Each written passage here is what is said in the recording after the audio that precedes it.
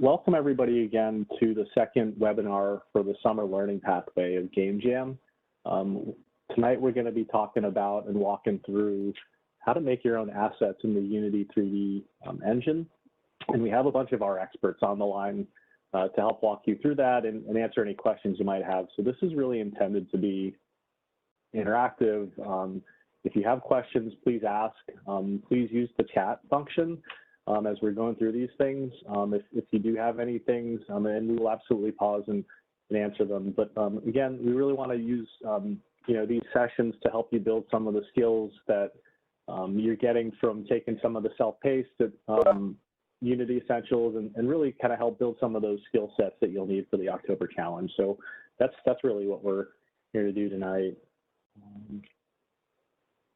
And then we'll do a follow-up with our mentors. Again, we want to make sure that we're understanding where you might be encountering some challenges, whether it's learning content or maybe even just engaging with some of the parts of the learning path. So we'll want to hear back from the crew here. And then we'll park a little bit on the DEI follow-up and some reminders. But that's looking like our agenda for tonight. As a reminder, right, this Game Jam is actually kind of two parts. It's the summer learning path that you guys have chosen to be a part of. Thank you for doing that. And then, of course, the challenge itself. And on the summer learning pathway, there's this combination of self-paced and live webinars. So we just had, our first one 3 weeks ago, and now we're, continuing on that path in that purple block. I'm focusing in on, making your own assets in Unity. How do you use the asset store? And so we've got a team here to talk through that. And just as a reminder, there is this leaderboard challenge that's out there. And so with every time that you come to a webinar, you're getting points for that. And then as you're completing the self-paced, you're also getting points for that if you send back, a reflection or we've got a slide for that. But ultimately, that does count towards this giveaway that we're doing on 30 September. And the reason why we wanted to do this is to give you the tools, right? You guys have made a personal investment to come to these sessions and learn ahead of the challenge, and we want to be able to give you a tool that you can continue that learning. So that was kind of the hope of doing the prize for this summer learning pathway. Any questions on this from the group? Okay, moving on to the next slide. This is the current leaderboard, stringing axis. Congratulations, Laura, you are our leaderboard topper. And of course, Tiger, you also get you and Laura will get points for today. And again, we're continuing to track this. So as you guys do complete your activities, please do send them in, and yeah, we'll keep moving on. And as a refresher on the next slide, just a breakdown of the different ways you can earn points. We did send this out to the crew after the first session, but just a reminder that you can get some for just watching the Game Jam 101 and giving us a capture with your username for the leaderboard. You can always catch up on the Unity Essentials, and those are completely self-paced. So do them as you can.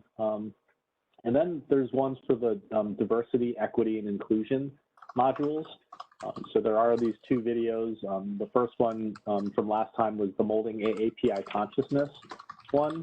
And then there's one around allyship that's also out there. And then, of course, there are the videos that we're going to be using to prep for the Asian Americans storytelling session, which is our next webinar.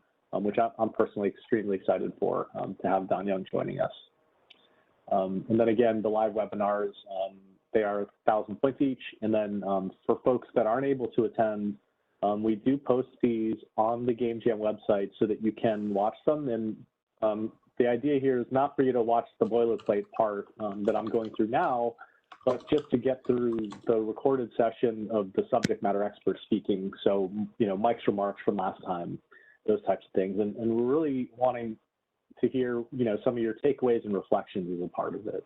So again, these are all different ways that you can get on the leaderboard. And at the end of it, The top 8 scores get a chance to win that Alienware laptop, which is being drop shipped to me this week. So really excited to be able to have that as a prize. Any questions on the leaderboard, the prizes, how to earn points, questions about that that might not have been clear? Okay, nothing heard. We'll just quickly cover the challenge again and what we're really prepping for on the next slide. So remember, this is a summer learning pathway to build up the skills, right? To do this challenge in October, it's a 24-hour challenge where teams of 2 to 5 will have a chance to build along 2 themes. One's just around the Asian Pacific Islander American story, right? How do we actually bring awareness to some of the challenges our community faces, which is nice and broad, and by design broad to allow you guys to be creative about it. And then the second one is just around allyship and how do we become better allies among ourselves and externally as well. And the prizes there, as you can see. So this is the overall challenge, and we are going to be doing on the 30th as our final checkpoint, a review of what this challenge is in a little bit greater detail, what some of those criteria are. But you can see some of the scoring topics there, the topic relevance, the use of technology, how innovative it is, your implementation, and then how it's overall communicated. So those are some of the criteria, and those will have weights associated with them as well. Does anybody have any questions about the challenge itself and what we're gearing up for? Okay, not hearing anything. I'm going to go on mute and turn it over to the Immersive team to introduce themselves and get into the main event here, which is really what we want to share with you guys. So if you have questions, raise your hand, put it in the chat. If there's a part that we're going too fast, we can slow it down. Just let us know. But over to the team on the Unity Asset Store. I can go ahead and kick off this part. Hey everyone, my name is Mena. I'm one of the artists at Booz Allen Hamilton. I've been working at BAW for about 3.5 years as one of the artists, specifically working on hard surface. And today I just wanted to go into basics of like how to get some quickly modeled assets, and then also what you should be looking for when it comes to like acquiring assets. What are your like avenues on where you can purchase them, and whether or not you can like buy things or get things for free, kind of helping you navigate that area. We want to move on to the next slide. So I took a couple screenshots of Maya just to give you an idea of how I would go about creating just a very simple terrain, depending on what the needs of your game is. Because everything needs to sit on something, and you don't need to go through all of these different generators, like these terrain generators, but you also don't have to just settle with a flat plane. So just by adding some subdivisions and using soft select to just raise a group and lower a group, you're able to very quickly and efficiently get something that kind of resembles ground. And you can see with my very simple building that with just starting with a primitive and adding a couple of edge loops, you're able to quickly model a building. If you want to move on to the next slide. So what I would do next is, if you don't really have the programs like Substance Painter, Quixel, those to fully texture your assets, I would highly recommend textures.com. This is one of the websites that I just cannot champion enough. You get 15 free credits per day. You have to make an account, but it's totally free. And you will be able to get up to about 1024 pixel resolution images. And you can see in that first image up to the top left that just by searching dirt, you get a wide variety. By clicking on one of those materials, you can see in the second image that it gives you its albedo, its height, its normal, its roughness, and its ambient occlusion. 4 of which of those you can immediately plug into Unity. You don't even have to bother plugging it back into Maya, you can just download those and put them straight into Unity. And taking that very quickly modeled plane from that first slide, I was actually able to make a really pretty okay looking dirt pass, or like dirt terrain to sit underneath these Old West buildings.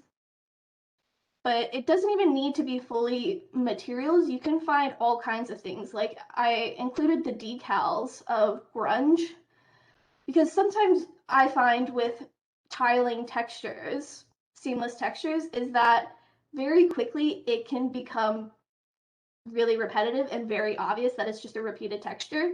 So downloading these decals that include the alpha, you can plug it into a decal system in Unity just to cast it onto an object and immediately break up that repetitiveness. You can also find smaller things like bullet holes and screws, things that add a lot of detail very quickly, but you don't want to have to like go through and hand like place each one of them in the texture. Is there any questions about this so far? No? Okay. I think the next slide is on to Jackson.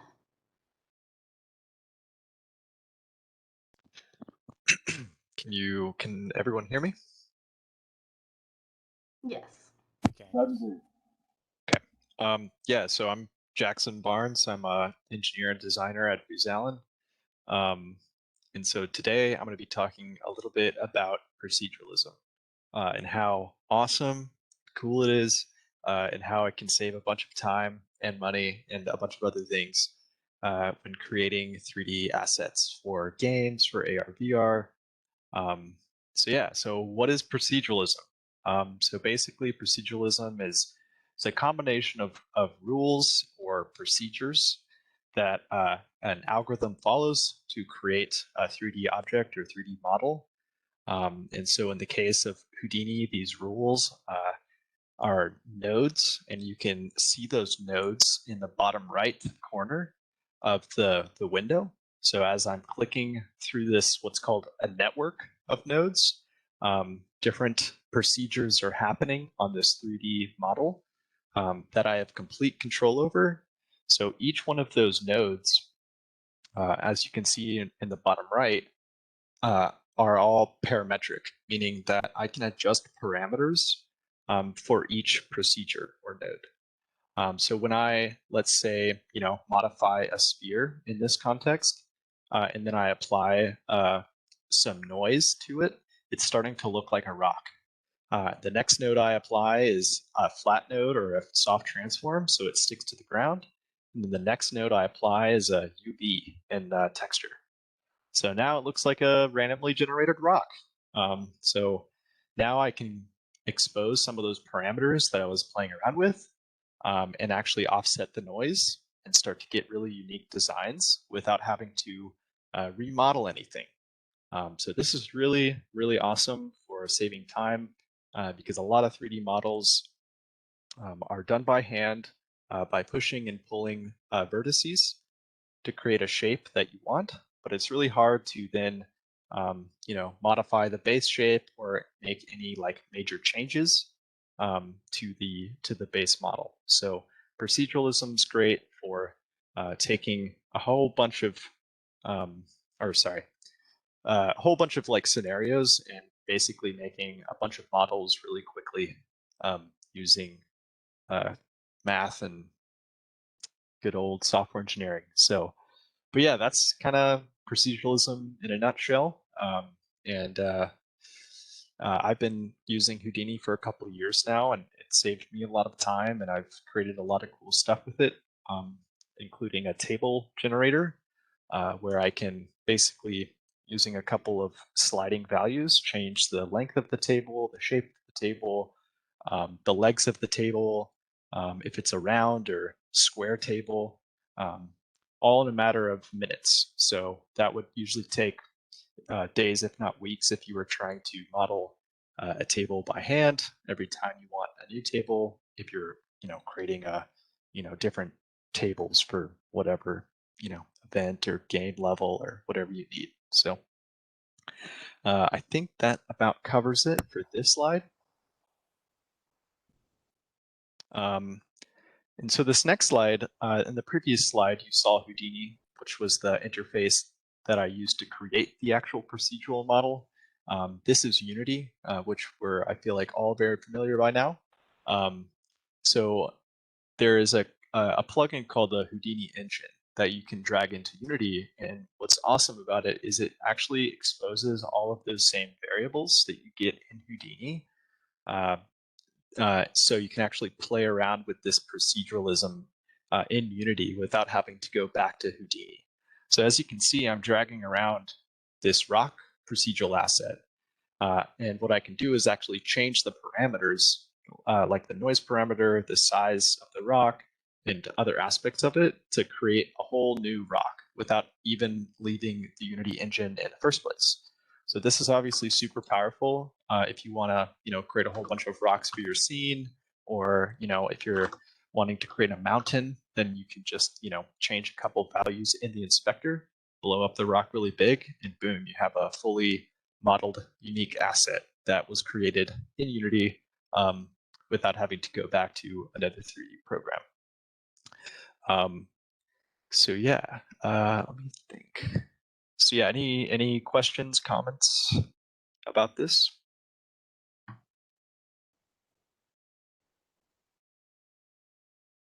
Going once, going twice. Yeah, I did have one. This is Brian. I'm sorry. Yeah. Oh wait, was that Tiger that jumped in?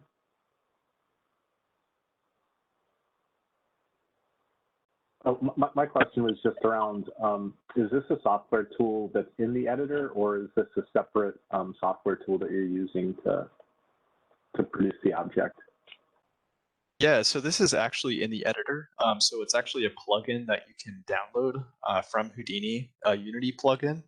And so everything you're seeing on the right side right now is actually in Unity using just the native inspector.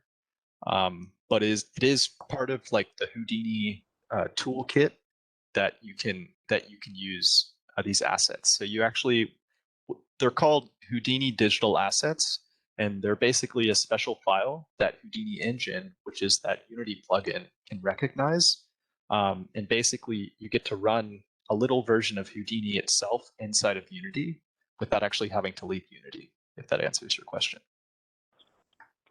Yeah, absolutely. And the reason why I was kind of asking this out loud for the benefit of the folks that may be listening post-session is that these are all like little life hacks, right, that you guys can think about in the context of the challenge to save you time. And that's one of the reasons why we're taking some time to explain these things. Is you can pre-wire some of this and think through how you're going to attack it on game day, so to speak, and find little ways to save time. Mm-hmm. Yeah, and that's what Houdini is great for, is time saving, because you can basically pre-bake all of these procedural assets and then start to throw them out and populate a scene very quickly without looking for another type of model or creating another 3D model that you might need. So you get a lot of variation and uniqueness when going the procedural route. It is a little bit more tricky. It's definitely more on the more advanced side of 3D modeling, but I find it that it can be definitely a time saver, and it's also just fun. So.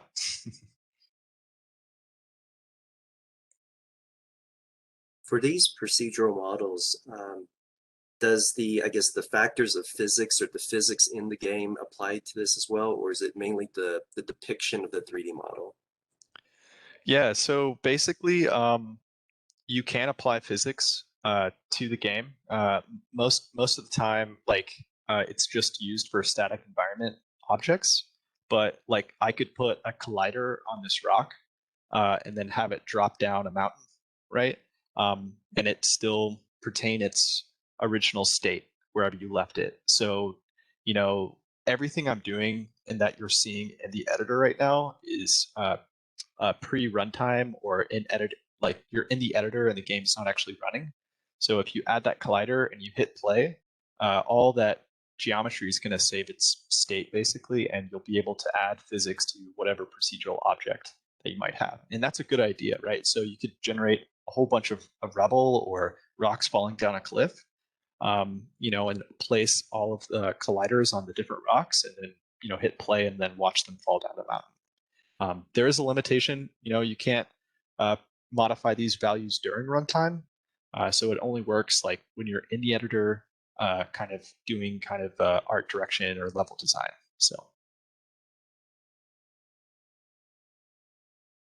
Okay.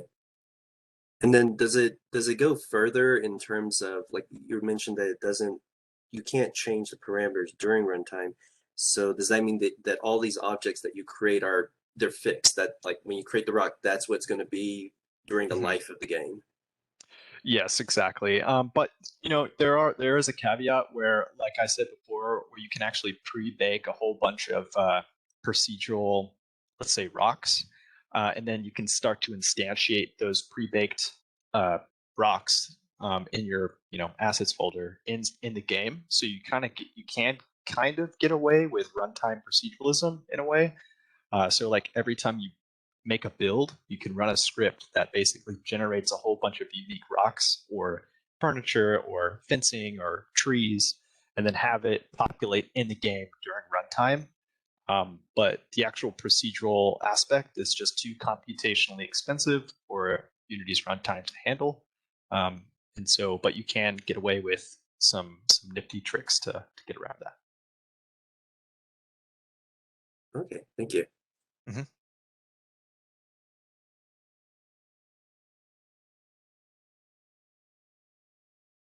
This might be a little off topic, thank you for showing the objects and talking through some of the physics, but in a similar kind of scenario, you could add individuals or groups of individuals in the same kind of interactions. Yep. Yeah.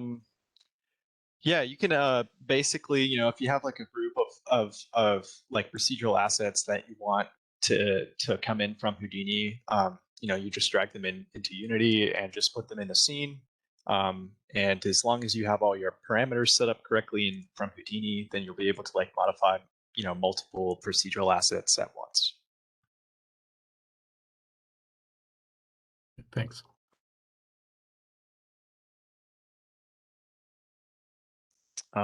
Yeah, that's it. If no more questions, I think that's it for my slides.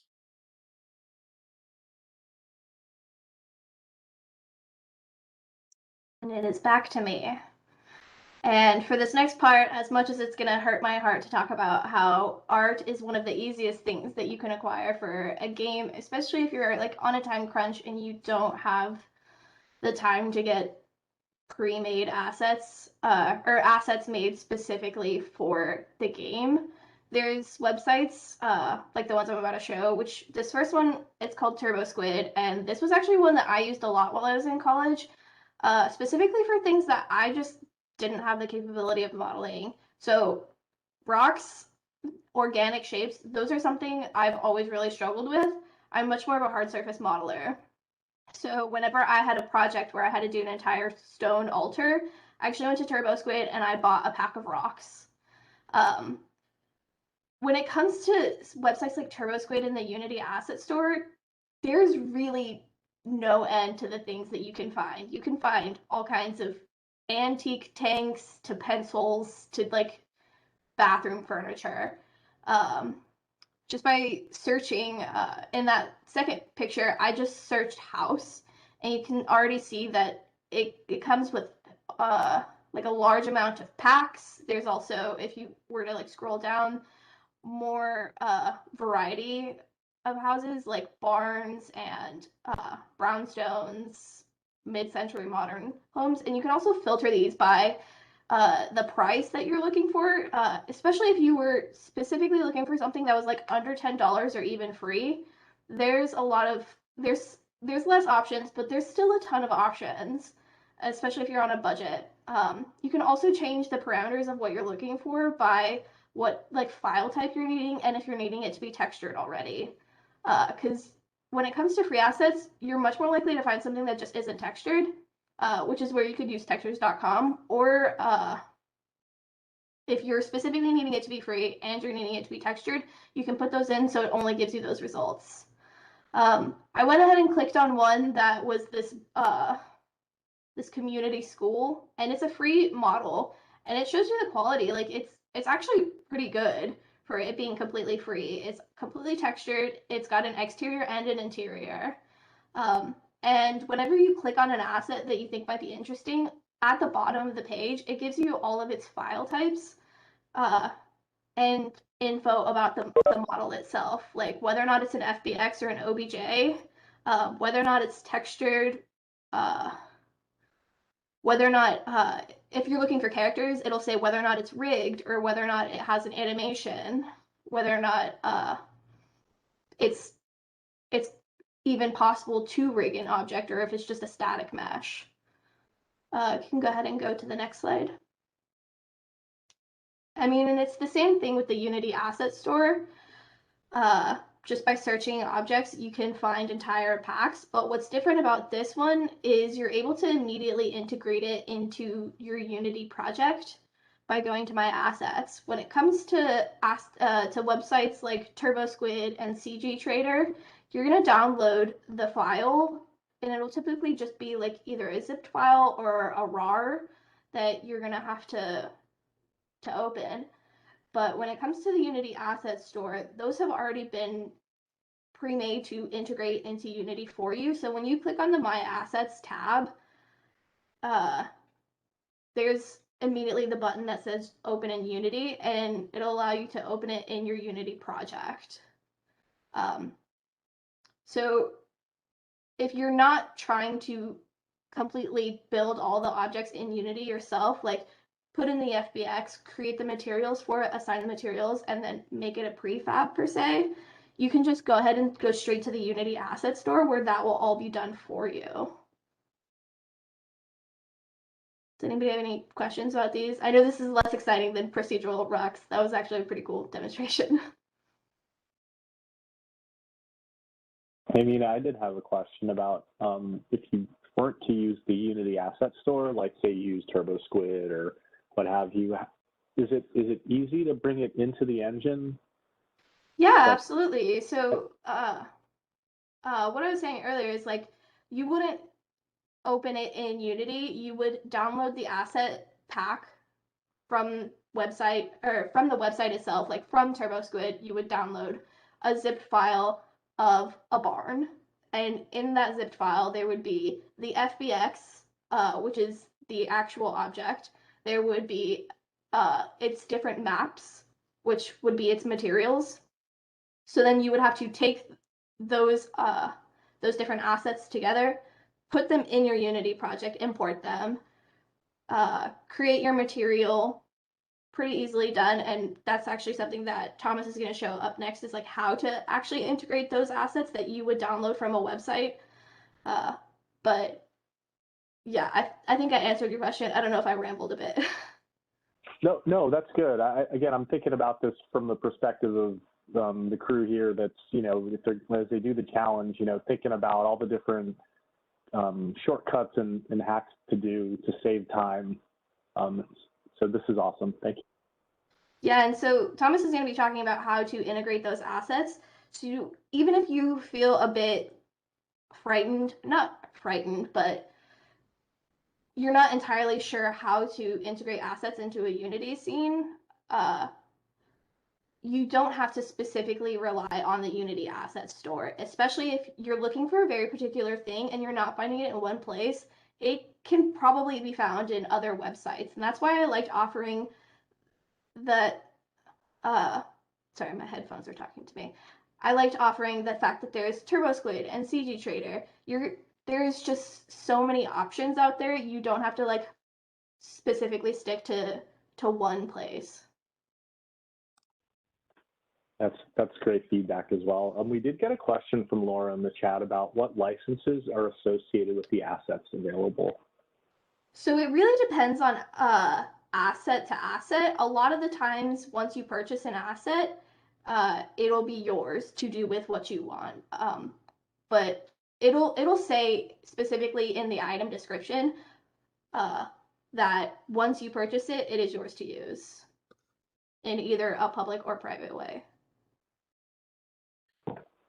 Mina, could you go ahead and just put in chat for the record and for the recording the different websites? I think Textures is in there already, but TurboSquid and the rest of them that you mentioned.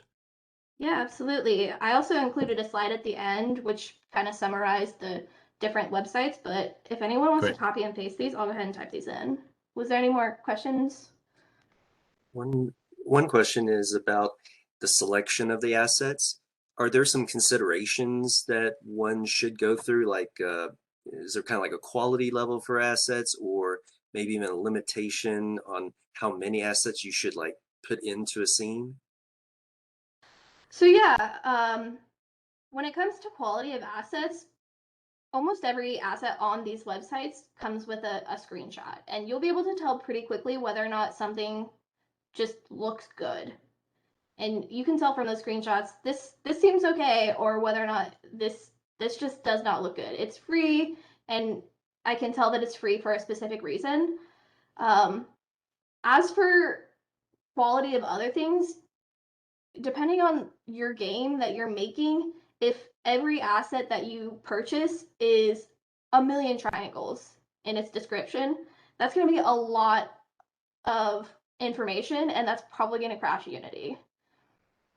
So sticking to something on the lower end, especially for your first game, would probably be smart. You don't have to go super low, and if you see that things are still running kind of well, maybe add some more things. And if you realize that, hey, I have too many things and they're all really, really high quality, from the description that I read on the website, it says that these textures are all 4K and these assets all have a million triangles. Maybe take a couple of those out. Okay. And then if an asset is not quite what I need in a scene or game, is it easy enough to like apply texturing and like customize like an asset here and just make it my own? Yeah, so when it comes to downloading assets, sometimes it'll just be a Maya basic material. Or sometimes it'll include its diffuse or albedo maps, which is like its color maps. And if you don't, say you're trying to download a pack of pencils and they're all colored pencils and you don't really like them, you can easily open up Photoshop. And even if you don't have Photoshop, you can open up something like Microsoft Paint and just color those real fast. Okay, thank you. So it does sound like part of it for the challenge is like having the your kind of toolkit ready so that you can be quick with stuff, for sure.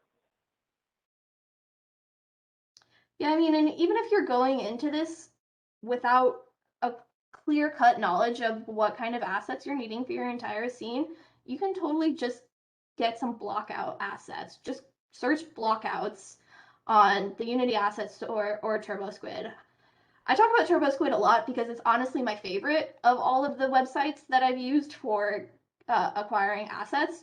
But you can just search like building blockouts, and it'll be rough shapes of buildings that you can use to kind of fill up the space while you're uncertain about where you're really wanting your environment to go. Okay, well then I'll go ahead and pass it off to Thomas, who's going to go ahead and talk about integration of assets. Hey, good evening, everybody. My name is Thomas Codrick. I've been with Booz Allen for going on 2 years. I'm one of the leads team, and I'm going to be going through how to, bring your assets in, kind of things you need to think about, and the different ways you can kind of approach it. So here in this first scene, you'll see an untextured model. So the material has not been applied, but I do want to point out that when you do bring in your objects, no matter if you've purchased them or if you've made them yourself, if you have that capability, you want to make sure that your models are always set up correctly. You want to make sure that you go through the correct process so that once you make that prefab, you're making very minimal changes. And if you do, they're not very evasive.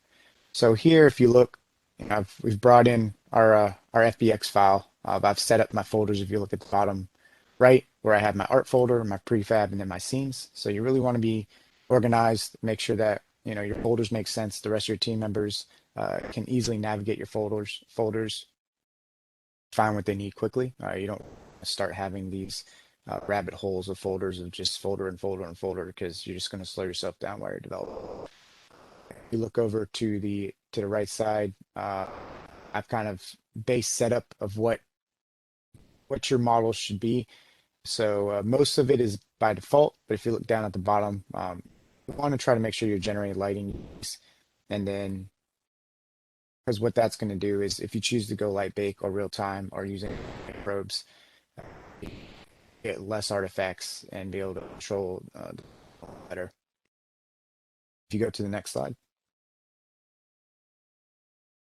Oh, wait, that is like a legit newspaper thing, because the China Daily is definitely something that's in DC for sure. Yeah, so this is a newsstand.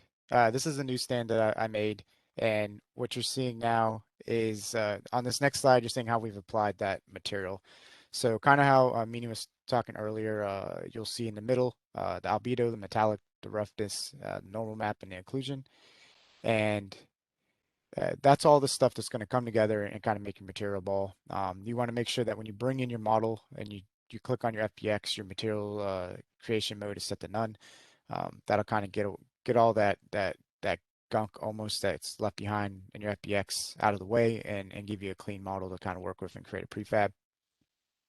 Now, each one of these materials, the albedo is your color, your metallic and roughness is gonna give it that. The top roughness normal is going to give it that its qualities when the light hits it, and then your occlusion is going to be what's kind of your almost baked in kind of shadow detail a little bit, like in your nooks and crannies. So doing this kind of setup and bringing it in your objects, it's all going to be the same process. If you wanted to change any of your materials, you could always, as long as it applies to your UV map. So every model should be UV maps. You're basically just taking your 3D model and you're laying it flat, and that's how that's how you tell the color at what points in the model it should be when you bring it into the game engine. And all the models that you purchase will most likely be UV unwrapped. If they're not, it's something you kind of want to look out for. So that's one of those parameters you kind of want to look at when you're buying assets. You want things that are not overlapping. Don't have overlapping UVs. They have all the materials and a lower poly count, or a decent poly count in general. So yeah, any questions about materials, bringing things in, setting up your game objects? Hey Thomas, I have a question. Sure. This asset that I'm looking at purchasing, it's got all of those maps, but it has a gloss instead of a roughness. What do I do? So you can take those maps into probably you can either take the maps into a program like Photoshop and edit them yourselves and kind of bring out the same kind of color pattern you'll need to do that, or you could switch to a different type of a shader as well. So it just depends on what you really want to do, or you can just leave it out in general. And in Unity there's a slider that allows you to kind of slide back and forth without actually having a roughness map to kind of give it the shine or the dullness that you need. One question about like adapting or taking this into Photoshop and editing it. When you're looking at these textures or these maps, are they like just like taking a 3D object and smashing it into a 2D object, the depiction of it? Like, how do I know that I'm like adjusting like the front panel of this model versus the back? So usually if I'm taking a model and I'm not sure how it was UV'd, you can bring it into a 3D software. If you're gonna edit any 3D object in general, you're gonna need some sort of 3D software like Maya or Max um, or something along those lines. And what you can do is you can bring in that model, you can throw on the UV modifier, and you can kind of select parts of the model and see where on that UV map it's located, and then you can save out that UV information, bring it into your photo editor, and kind of overlay it, and that'll give you exact kind of outline of where in that model that part of the object is covered, and then you can really get in there and fix those fine-tuned details or add whatever you would like to add to that. If there's just one thing I can add to that real fast, Sure. Thomas. Yeah. If you don't have a 3D model program at your disposal and you are trying to fix something that's in the diffuse or albedo, one hack that I really like, and it's really simple, is I'll just open that picture up and I'll draw a red line in small spaces just to see where that red line falls on the model. And if it's where I'm looking to change, then that gives you a quick idea of, okay, this is the part of the mesh of the material that I need to change its color without having to use a 3D program if you don't have one. Yeah, you can do an overlay and mark up the space, and like Mena said, it'll give you those pinpoint areas of where you want to mark up. I'd also add one thing in Blender. If you do have access, you can actually draw right onto the geometry, and well, it will save onto the texture, and then you can just export that texture out back into Unity, which is cool. Blender is one of these 3D softwares. Yes, it's free to use as well. Thank you. And then also the Maya and Max and Autodesk in general, if you're looking to maybe use some of the higher end applications and you have a student and you're a student, they offer a year's free for student licenses. So that's also something you could take advantage of. So you can actually own Maya or Max for a full year off a student license. No full application, no limitations. That is definitely an insight we need to capture for the team, because that sounds like a really helpful tool for this particular challenge, and just something cool to maybe play around with between now and October. Yeah, I would definitely leverage, and that's not just for Autodesk. I think a lot of these high-end software companies offer that kind of stuff. Don't be ever intimidated by the UI of those programs, though. They're terrifying to me, and there's just a lot of tools. There's just some great walkthroughs on how to navigate Sure. interfaces. Just because, like, I've tried to step into Maya, and I've been, making VR applications for like 8 years, and it's just like, oh my gosh, this is so much. It's easy. It's easier if as you're working through little baby steps. So if you open up one of these 3D applications and you want to do something, this one thing, we fortunately live in the era where you can just kind of type anything into Google and find it. So if there's something you want to do, say you want to, how do I extrude geometry, or how do I add new geometry to my already created model? Those are things you can kind of search and watch quick little tutorials on, and just slowly build your skill set. You don't need to know the whole app, and you don't need to be a professional at it. You just need to know what you need to do in that moment. And then from there, you just kind of keep adding to your skill set. The other thing I would add too, for the folks on the line and then the folks that are going to be watching this post, is that SASE Game Jam at ba.com, that help desk, we have a crew set up to listen and hear where you might be running into some of these things. So, we're scratching the surface, and as you guys try some of these things, feel free to reach out to the team here, because inevitably we'll all see it, and I think we'll be able to help if you are running into any spots, in addition to the YouTubes of the world and the tutorials. Definitely take advantage of our experts while you have a little bit of time to play with it. And again, that's why we're taking time to go through these well in advance, so that people can get familiar with the tool set.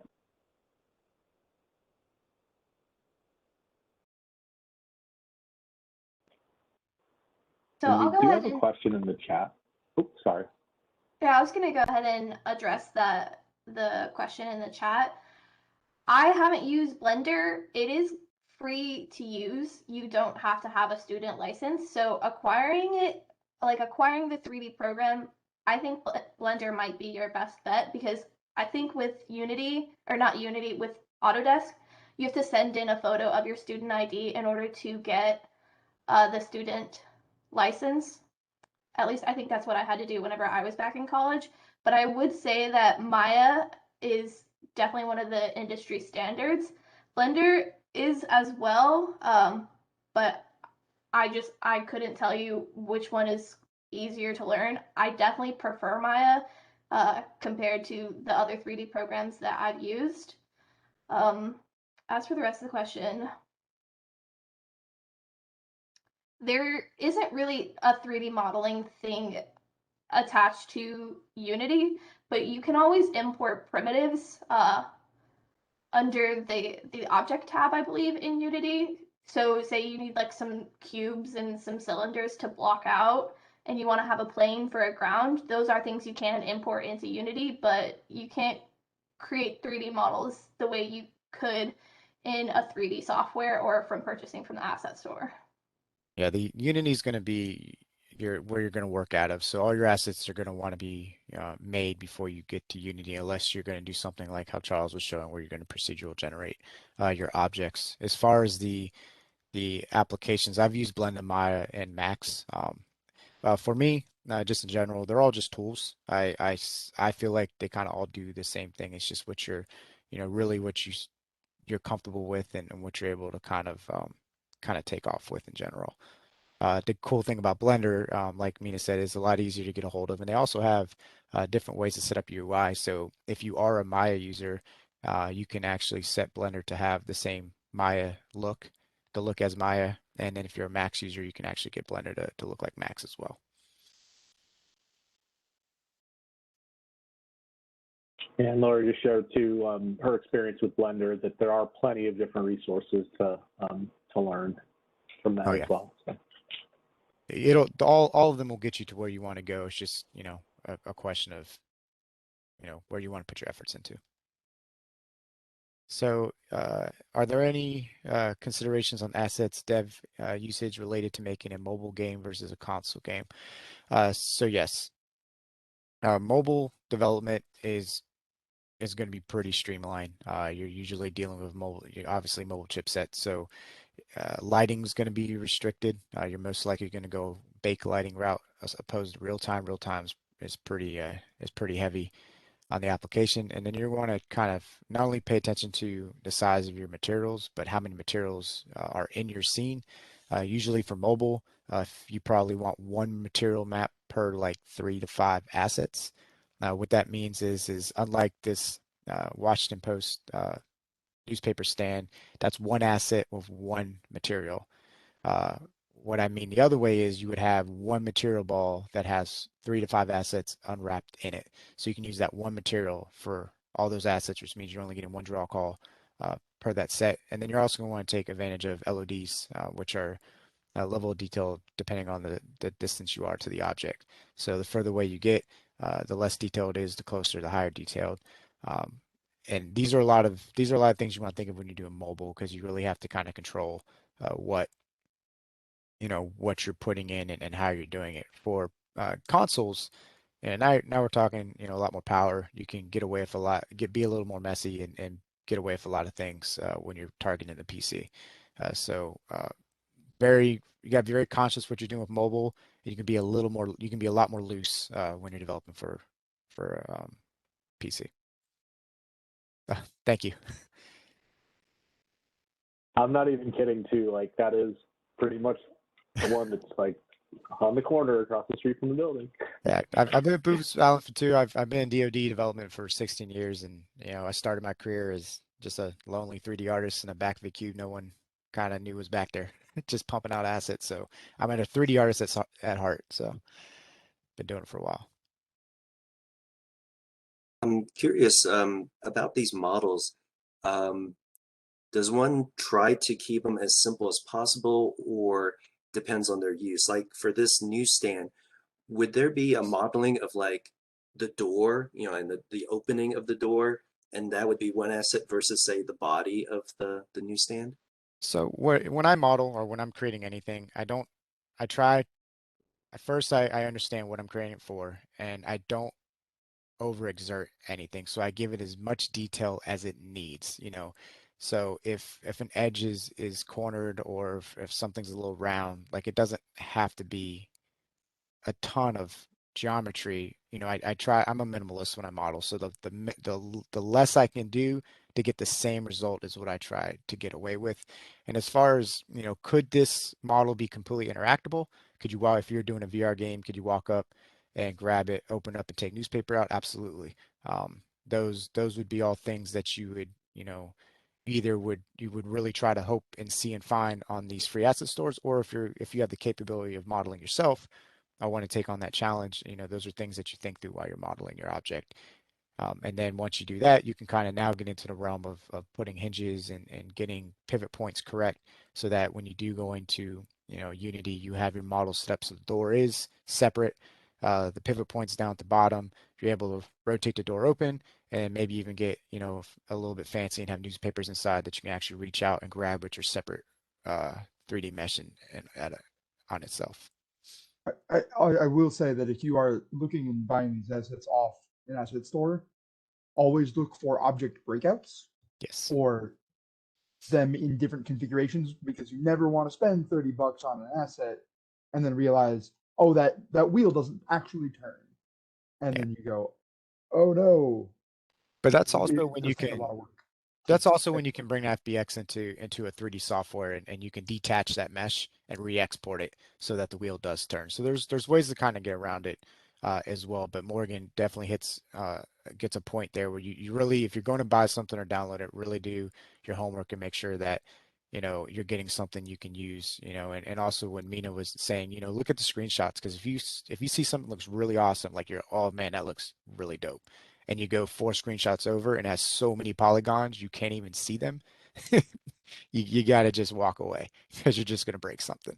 You have to make sure you don't get you don't see the eye candy on the first screen and then realize you just download a 5 million poly pencil, and you're like, you don't need a 5 million poly pencil. That thing should be like 20 polys. Another thing, I don't know if it was mentioned, but when I was first downloading models for my Unity project, I wouldn't realize to get an FBX file or a Unity compatible file, and so I'd end up with a Maya file or a Blender file or something, and I'd try to drag and drop it into Unity, and it wouldn't work. So always double check what actual file you're getting from the 3D, from the asset store or TurboSquid or CG Trader. Always double check it's an FBX file or a Unity package. That is definitely a good, that or OBJ.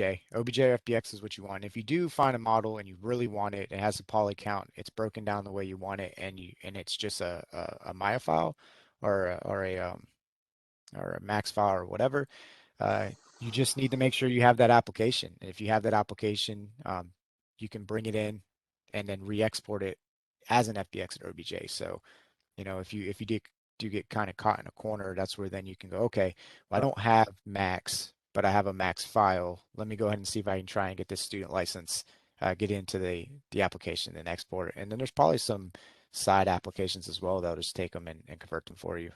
Well, Thomas, what was the one we were exploring for Digital Twin? Not Pixies, but no, it was Pixies. Yeah, Pixies. Yeah. PIXYZ. They have a 14-day free trial, and they help you convert CAD files into FBXs for Unity or OBJs into FBXs for Unity. Yeah. I'll drop a link to that in the chat, because they just got bought by Unity. So. Yeah. So there's definitely ways to get around stuff, and use your mentors and the people that you have connections with. If you're like, hey, I really have this really sweet car, I don't know what to do with it, it doesn't have the files I need, that's where you can kind of circle back and get the ones. It's all digital data. There's always a way to get it to where you need to be. You just gotta make sure, it's just up to you of where you started and how long of a path you want to go down. For me personally, I love to kind of create my own stuff. You have more control over it, you understand it, and it's easier to kind of work with. But there's just different skill sets in general, and picking up assets as well is definitely a legit strat. Definitely a lot for the crew to think about in terms of what are some quick ways to pull stuff in. And I would encourage folks, I'm personally a hands-on person.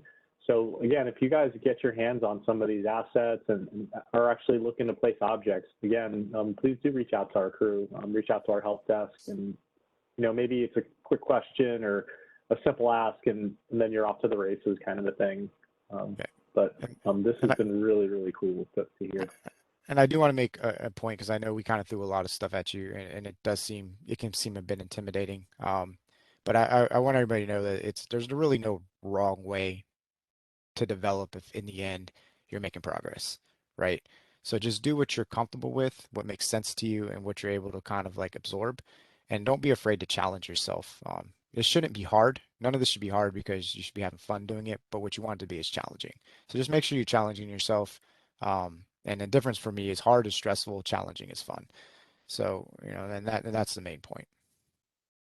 If you wanted to go ahead and move on to the next slide, it just had a recap of everything we kind of talked about today, the sites that I mentioned, and I also put in the chat, and then also just a little bit of info about those 3D software applications that we talked about, and about how Blender is free and open source, and that Autodesk Studio applications, Maya and 3D Max, 3ds Max, geez, those aren't free, but those are pretty much industry standards. And if there was any more questions, go ahead and throw them our way. Gotta be some questions. You got over 20 years of experience sitting here. We can help you out. So once I'm rolling, is there a difference in assets and something larger, like a building or a room? So an asset is just a term used for like a 3D model. Whether it's a building that is like an enclosed mesh, that is an asset. Whether it's a car, that's an asset. It's kind of just an all-encompassing term for the 3D models that you're using in a scene. Yeah, just because something's large does not mean it's going to be a ton of polygons. I mean, I've seen 3D versions of PC mice or a mouse that's more polygons than a building. I mean, it doesn't need to be, but I've seen it. So just because something's small doesn't mean it's going to be light in geometry, and just because something's big doesn't mean it's going to be heavy. Good stuff, guys. Thank you so much. I think there's plenty for folks to pull out here and test out. I know we are coming up on about 8 minutes on our session. I did want to maybe just turn it over to Morgan, our one of our mentors, to just, again, engage with the group, and then we'll do a couple of closeouts. Over to you, Morgan. Hey, Morgan, I think you're muted. Okay, well, yeah, first technical challenge I can help you overcome. Don't be muted on the Zoom call. Or WebEx. I'm Morgan. I'm a senior software engineer, XR engineer for Booz Allen Hamilton. Been here for about 3 years, almost on the dot. I'm here to help solve any kind of problems or challenges that you may have run into. No problem is too small. Do not be embarrassed by literally anything, because I promise you, it's probably stumped me at one point or another. The other thing I might add too is if you have any concerns or questions about putting it all together, I mean, or even just how any of the material you've been exposed to up until now, how does that, change how you're thinking about approaching the game jam or your strategy? I mean, these are all other great topics to talk through, or even things like team composition, knowing that, there are people that don't have teams, and obviously this being team-based, there's going to be different roles. I think I saw Laura, sounds like she's already got a little bit of art skill set. So thinking about it in those terms as well. But again, this is your guys' time to ask questions. Or raise concerns like, oh, I don't know what program to get, or what toolkit do I, should I really think about walking into the competition for, things like that. Also things like scope. If you're having trouble, like if you are afraid of picking too big a problem, or you're worried your game is too simple, which I promise you your game is probably not too simple, just because that's how scope works. But just feel free if you're wondering about like design decisions or anything like that. Thomas and Mena also have great input for stuff like that. They're both very talented in that aspect. Yeah, and Morgan brings up a great point. Really just kind of figuring out your time frame, what your capabilities are, and how you want to go about them. Planning is key. Also, I will happily give out my Discord ID to anyone who wants it, who wants to ping me with questions literally any time of the day. Or email me. I sent an email recently that had my work email in it. You are welcome to reach out to me anytime. Also, Okay, I'm not hearing anything immediate, but definitely please. Oh, what's that? What do you got there? Oh, I thought you were going to show us said something. D&D books, or said D&D nerd. I can just keep pulling D&D books off the surface behind me. They just don't stop. I've spent too much money on Dungeons and Dragons. So, Yeah, you guys, this is a total safe space. yes. Absolutely. Okay. Might there be a template or playbook for teams to get an idea? Oh, there are two. I'll start with the one I read from Roland. Might there be a template or playbook for teams to get an idea of what they might think about as they plan their games? Playbook? I mean, there's like a classic template, which is like the three game development, which are like art, design, and engineering. And those lines get really quickly blurred, perfectly exemplified by someone like Thomas. Like I'm pretty much like I can sometimes swerve into the design field, but I'm primarily an engineer. But as far as a playbook, like it really just comes down to you pick your vision, and that you have this pre-planning phase, and then you work into describing the architecture of how you want to get this done, and then you execute. Like that's really the only playbook that I can say without getting into project specifics. And if you want help architecting or creating a project plan, that's another thing I'm happy to help out with. I do that a lot, like calculating level of efforts. How many hours is it going to take to implement a feature of who knows how complex? And something I'm pretty good at is understanding the complexity of a feature. So if you have any questions about that, feel free to reach out. Is there, oh, awesome. Hey guys, this is Tiger, finally on my home setup. So one of the questions I think I'll have, and probably anybody who's watching as they're especially new to game development, typically when you think of games, and even just like going through this right now, it's always a team, right? And I guess there's this is arranged to be teams as well, but then everybody's also new. So then just starting off super small, just maybe even smaller for the individual to be able to tackle. What would be your suggestion as for the minimum viable product? Ooh. Had to get that process. I mean, I'd go stylist.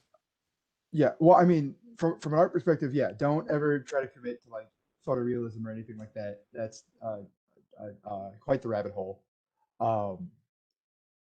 As far as if you are on your own and you don't have a team, and you aren't required to be in a team, it's like if you want to learn all the ins and outs of every angle, it's going to be a lot of work, but also more power to you if you think you can get it done. I think of game development as an inherently collaborative effort, so I think it's generally healthy to have a team. As far as a minimum viable product goes, you think about it as like, what are you doing in the gameplay loop every 5 seconds? In Halo, you are running and jumping and shooting at things. It doesn't matter what the things are. The core loop is the dance, as they call it in like their design vids. Like it's the dance of you leaping around these weird geometric spaces. So download some examples online and of just like, oh, here's a free first-person shooter template on Unreal or Unity. And I'm just gonna hop around and shoot at things and start adding weird things to the environment, and I'm just gonna see what's fun. Like, what do you have a good time doing? Also, like, if you find you have a passion for just creating levels and like tearing apart environments and like adding weird things to them, like that in and of itself is an aspect of game design. Practicing being a level designer, and it's generally fun for me. So just start finding what's fun for you to do as far as a project, and also start finding, the little fun things that happen. Some of the greatest games out there, a lot of the indie titles, are born from weird bugs in more grand projects. people have entire visions of like, we're gonna make an MMO, and like, you know, no indie team has ever made an MMO, but they'll be making their loop, and they'll find a bug, and they're like, that was fun. And they're like, wait, what if we just utilize that? What if we use that bug? And it just becomes a game in and of itself. So, I mean, you look at one of the biggest, suddenly the exploding game like Splitgate that's coming out and kind of blowing up the internet. That is that's a pretty simple first-person shooter with some really good networking code. So don't be afraid of simple. Simple and fun is still fun, and a fun, simple game is better than a boring, complex game. 100% agree.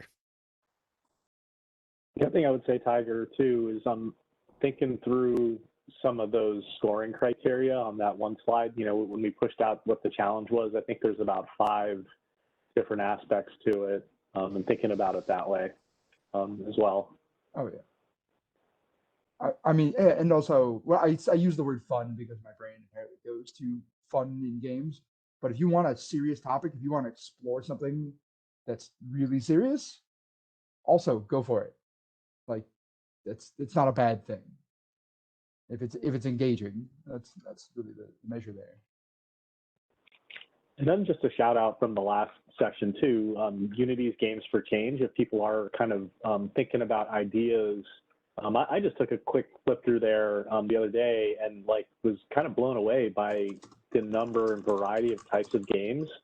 So if you're like, oh man, how do I do this challenge? It's only like, you know, these 2 tracks and they're kind of broad.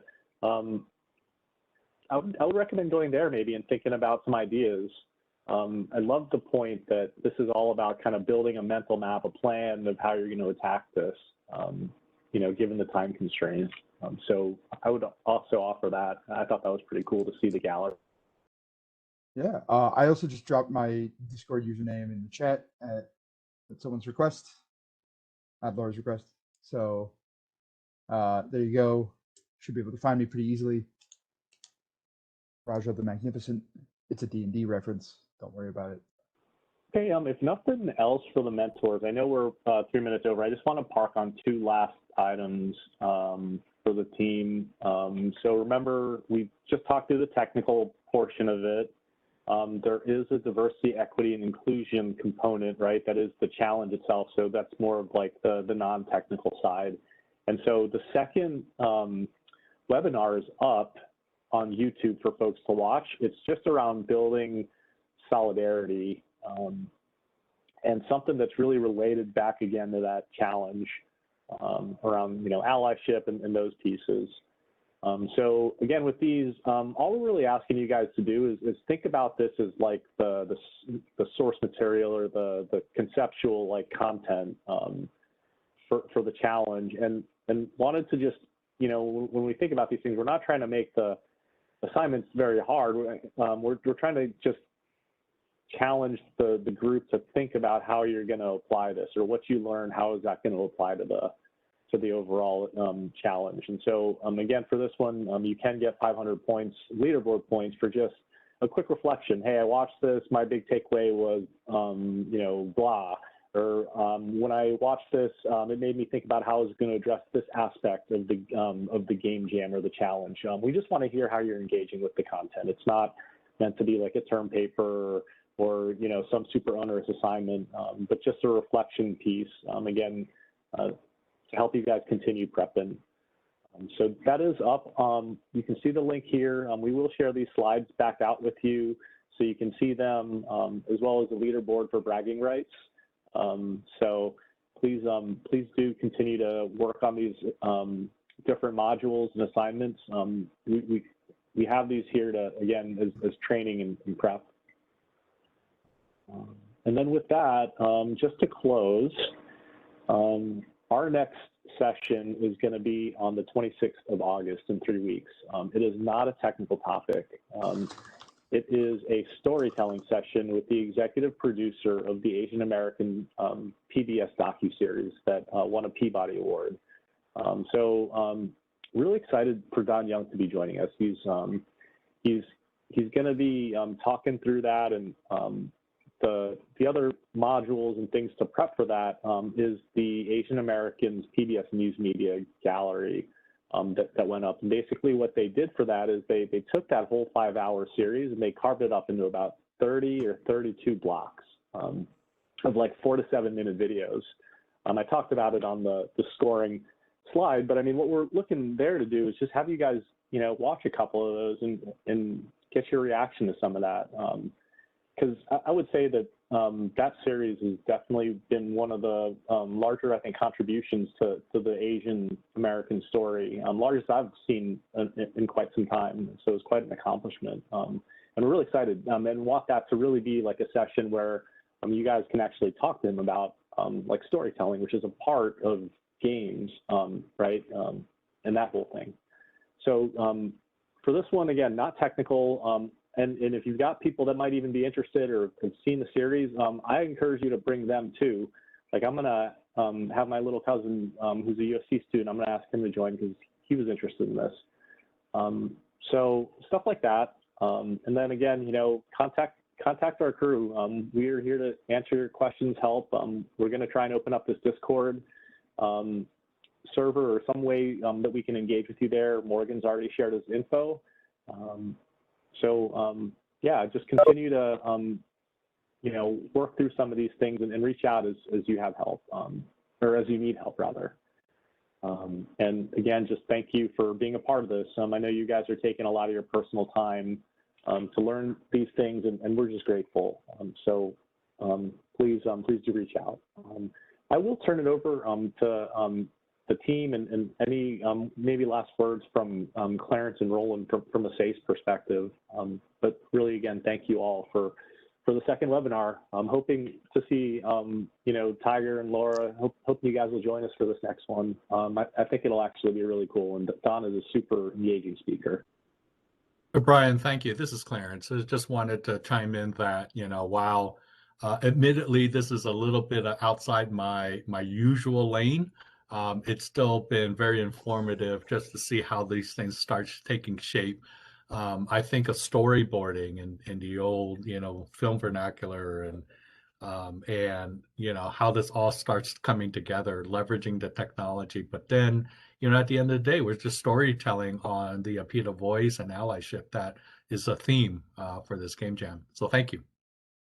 All right, and with that, have a great evening, everybody. And we really do hope to see you at the next one. Please do continue working on the Unity Essentials, taking a look at those diversity, equity, and inclusion modules to help, you know, your thinking. And please don't hesitate to reach out to any one of us. I mean, even if it's a, hey, you know, I want to kick this idea with you kind of a thing. There isn't anybody on the team that wouldn't want to engage and help you. So just, again, please use this as a resource. Thank you, everybody.